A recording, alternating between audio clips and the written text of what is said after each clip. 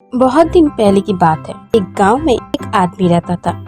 नाम था लीटन। वो बहुत ही धनी व्यक्ति था। सिरिन नाम का एक लड़की से वो शादी करता है और उन लोगों का जिंदगी बहुत ही अच्छे से चलता है। कुछ ही दिन के अंदर उन लोगों के घर में एक बेटी पैदा हुई।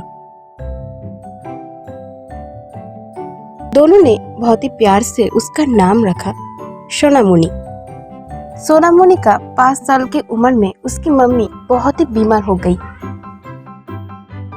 उसके बाद लीटन उसकी पत्नी को बहुत ही अच्छा डॉक्टर के पास दिखाया, लेकिन फिर भी कोई काम नहीं हुआ। एक समय के बाद सिरिन मर गई। गांव वाले सब लीटन को दूसरी शादी करने के लिए बोलता है।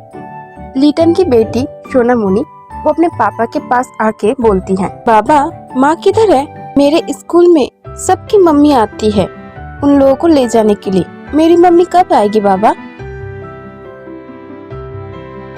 बेटा तुम चिंता मत करो, तुम्हारी मम्मी बहुत जल्दी आ जाएगी तुम्हारे पास, देखना। सोनामुनी उसके पापा की बात सुन के बहुत खुश हो जाती है और बोलती है, पापा सच में मेरी मम्मी आ जाएगी? कल से मैं भी स्कूल में मम्मी के साथ जाऊंगी। ये बात बोल के सोनामुनी हंसती हुई बाहर खेलने चली गई और उसके बाबा मन ही मन में सोचने लगा, मेरी बेटी के लिए मुझे शादी करनी पड़ेगी। उसके बाद लीटन दूसरी शादी करती है संपा नाम की एक लड़की के साथ। उसके बाद लीटन संपा नाम का एक लड़की के साथ शादी करता है और संपा को बोलता है, संपा देखो मैं अपनी बेटी के लिए सिर्फ तुमसे शादी की और मेरी बेटी को तुम अपनी बेटी की तरह देखना। तुम अपनी बेटी की तरह मेरी बेटी को देखना और अच्छे से परवरिश करना, बहुत ही प्यार देना। उसको माँ की कमी नहीं होनी चाहिए। हाँ, मैंने तो शादी से पहले ये सब सोच के ही आई हूँ। सोनामुनी को मैं अपनी बेटी की तरह प्यार दूंगी। सोनामुनी को मैं अपनी बेटी की तरह पालूंगी और उसका देखभाल करूंगी। संपा तुम बहुत ही अच्छी एक लड़की हो, इसलिए मैंने तुमसे शादी की। उसके बाद संपा मन ही मन में सोचने लगती है, मैंने तो सिर्फ तुमसे शादी की तुम्हारे पैसे के लिए। संपा तुम क्या सोच रही हो? मैं सोच रही हूँ सोनामुनी को मैं कैसे पालूंगी, उसको कैसे पढ़ाई लिखाई सिखाऊंगी। उसके बाद संपा के हाथ में सोनामुनी का पूरा जिम्मेदारी देख के लीटन बाहर चला जाता है उसके काम की वजह से। फिर सोनामुनी संपा के पास आके बोलती है, बाबा ने बोला है आज से तुम मेरी माँ, तुम मुझे स्कूल ले जाओगे और लेके आओगी। सच में तुम मुझे स्कूल ले जाओगी माँ? सोनामुनी का ये बात सुन के संपा बहुत ही गुस्सा हो जाती है।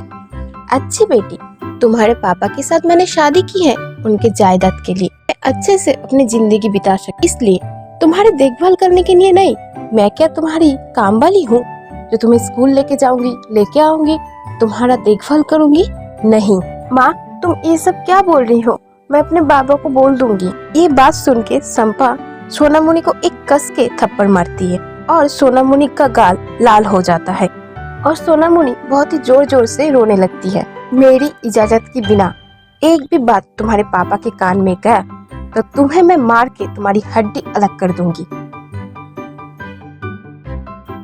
संपा ऐसे ही सोनामुनी को बहुत ही डरा के रख, वो बोल ही नहीं पाती थी अपने पापा के पास। संपा ऐसे ही दिन सोनामुनी से घर का सारा काम कराती थी। एक दिन आराम से बैठ के संपा टीवी देख रही थी और सोनामुनी को देखे घर का सारा काम करवाती। सोनामुनी अगर एक भी भूल काम करती थी तो बहुत ही मारती थी। सोनामुनी बहुत ही दुख सह के सब काम करती थी, सारा दिन घर का काम करती। सोनामुनी ने एक दिन एक भूल कर दी और संपा ने उसी भूल के लिए उसको बहुत मारा और उस वजह से सोनामुनी बहुत जोर जोर से रोने लगी और उसी समय उसका बाबा चला आया। क्या हुआ बेटा, तुम रो क्यों रही हो? संपा क्या हुआ है मेरी बेटी को? अरे कुछ नहीं हुआ, सीढ़ी से उतरने के बाद गिर गई और छोटी बच्ची है इसलिए रोने लगी। तुम रहती कहाँ हो, ध्यान नहीं रहता है क्या? मेरी बच्ची सीढ़ी से गिर गई। बेटा तुम्हें लगा है क्या? सोनामुनी उसकी सौतेली मम्मी के डर से कुछ बोलती नहीं है। ऐसे ही बहुत दिन चला जाता है। एक दिन संपा उसके पति लीटन को जाके बोलती है, इतने दिन हो गए शादी के, तुमने मुझे कोई सोना का गहना नहीं दिया। अरे तुम्हें गहने की क्या जरूरत है, तुम तो बहुत ही सुंदर हो। ये सब बोलने से नहीं चलेगा। मैं इतने दिन से तुम्हारे घर में हूँ, तुम्हारी बेटी का देखभाल करती हूँ अपनी बेटी की तरह, और तुम मुझसे बिल्कुल भी प्यार नहीं करते। मैं भी तुमसे प्यार करती हूँ संपा। अच्छा, तुम कल दुकान पे जाके तुम्हें जो जो पसंद है वो ले लेना। दूसरे दिन संपा गहने की दुकान पे जाके बहुत ही सुंदर सुंदर गहना खरीद के लेके आती है। उसके बाद वो बहुत ही खुश हो जाती है। घर पे आके वो गहना वो देखती रहती है। उसके बाद उसकी नजर में सोना मुनि का गले का एक सुंदर चेन नजर आया, और वो देख के संपा बहुत ही लालची हो गई। अरे, सोना मुनि का गले का चेन बहुत ही सुंदर है। वो चेन अगर मैं पहनूंगी तो और भी सुंदर लगूंगी। उससे ले लेना कोई बड़ी बात नहीं है। ये सोच के संपा सोना मुनि के पास आके बोलती है, ये लड़की, तुम्हारे गले में जो चेन है वो मुझे चाहिए, दो। ये कैसी बात बोल रहे हो? ये मैं कभी नहीं दूंगी, क्योंकि जब मैं छोटी थी तब मेरी माँ ने ये मुझे पहनाया। तुम्हें सुनाई नहीं दिया? मैंने एक बार बोली, अगर तुम ये चेन मुझे नहीं दोगे तो मैं तुम्हें घर से निकाल दूंगी। मैं घर से चली जाऊंगी, फिर भी मैं ये चेन नहीं दूंगी। ये बोल के सोना मुनि उसकी मम्मी का चेन लेके चली गई। सोना मुनि चलते चलते बहुत दूर पहुंच गई, और जाते ही एक नदी देखा। उस नदी के पास कोई रास्ता नहीं था। फिर वो वहीं पे बैठ के रोने लगी।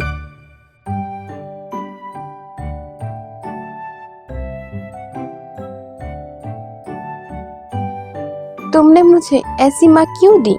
मेरी माँ तो सिर्फ मेरे पापा के पैसे से प्यार करती है, मुझे थोड़ी सी भी प्यार नहीं करती। सोना मुनि का सब बात नदी के उस पार एक देवी सुनती है, और वो सुन के उसी पानी के ऊपर आ जाती है और सोना मुनि को बोलती है, क्या हुआ बेटी? तुम्हें कौन इतना दुख दिया? तुम क्यों रो रही हो? उसके बाद सोना मुनि अपनी सारी बात उस देवी को बताई, और सारी बात सुनने के बाद सोना मुनि का ऊपर उस देवी का दया हुआ। मैं तुम्हें एक जादुई पोशाक देती हूँ। ये पहनने के बाद तुम्हारे दिल में बहुत ही हिम्मत आएगी, और तुम अपने सौतेली माँ के पास जाके मुकाबला कर पाओगे, और तुम्हारे बाबा को सौतेली माँ की सारी बात बता पाओगी, और तुम बहुत ही हिम्मत वाली हो जाओगी। देवी की बात सुन के सोना मुनि बहुत ही खुश हो जाती है, और देवी की दी हुई वो पोशाक पहन लेती है। सोना मुनि बहुत ही सुंदर दिख रही थी उस पोशाक को पहनने के बाद। उसके बाद वो घर जाती है। उसकी सौतेली माँ उसको देख के बोलती है, अरे महारानी, अगर जाना ही था तो पूरा चली जाती, लौट के क्यों आई? ये मेरा घर है, मैं क्यों जाऊं? अगर जाना है तो तुम जाओ। मुझसे जुबान लड़ाती है, रुक, मैं दिखाती हूँ। ये बोल के सोना मुनि, ये बोलने के बाद संपा सोना मुनि को मारने के लिए आती है, और सोना मुनि एक डंडा लेके उसकी सौतेली माँ के सर पे एक जोर से मारती है। सोना मुनि का ये बर्ताव देख के संपा बहुत ही आश्चर्य हो जाती है, और मन ही मन में सोचने लगती है, अरे अचानक इस लड़की को हुआ क्या? रात में जब सोना मुनि का बाबा घर आ जाता है, तब सोना मुनि सारी बात अपने बाबा को बोल देती है। सारी बात सुन के लेटन बहुत गुस्सा हो जाता है, और संपा को बहुत डांटता है। उसके बाद उसे जेल में दे देता है, क्योंकि उसने एक छोटी बच्ची को बहुत ही तंग किया इसलिए, और उसने क्राइम किया है। उसके बाद सोना मुनि उसके पापा के साथ हंसी खुशी जिंदगी काट रही थी।